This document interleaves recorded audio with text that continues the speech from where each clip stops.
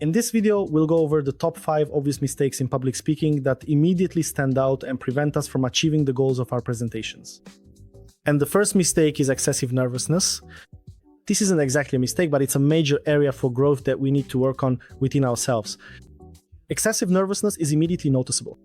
You can see it in the color of our face, the trembling of our hands, the uncertainty in our tone, and many other signs.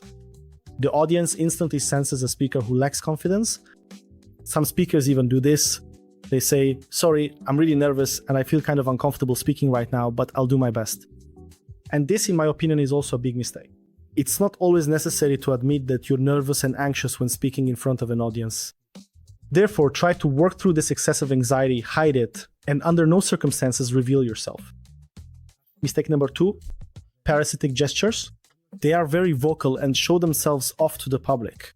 When a speaker paces back and forth and can't find a place for themselves, or when they start fiddling with their rings or massaging their hands, I've seen cases where a speaker, as soon as they started speaking in front of an audience, would raise their eyebrows and keep them up until the end of the presentation.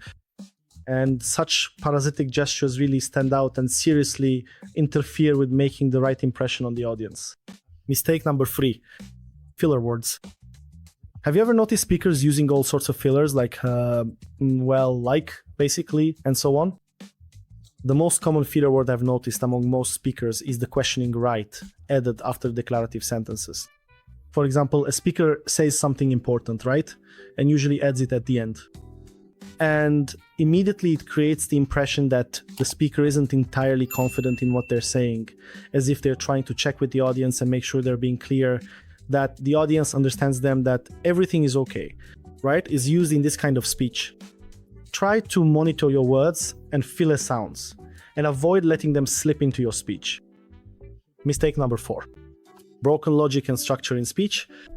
You've probably noticed speakers who start with one topic, then move on to another, then a third, never returning to the original subject, constantly jumping from one topic to another, which creates discomfort for the audience and a mess in the meaning of their speech. It is extremely important to maintain clear logic and structure in your presentation, allowing yourself occasional small digressions, but always returning and moving along a single line. Otherwise, this will be an obvious mistake that creates discomfort for your audience. And now, mistake number 5, complicated slides. I'm including this here because most speakers use slides in their presentations, and how they overwhelm us.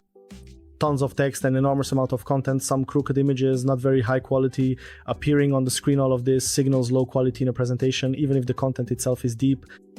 It is extremely important for a modern speaker to learn how to visualize information on slides, to present information in portions bit by bit, so that the audience can comfortably absorb your speech. So these are the 5 mistakes we've discussed with you today. Be sure to analyze yourself. Which of these do you have? Write in the comments what you've noticed in yourself or in others. And you can also share what other obvious mistakes you notice in speakers when they present in front of you. And don't forget to subscribe to our Telegram channel. We have plenty of tips and life hacks on how to overcome these mistakes and avoid making them in your own presentations.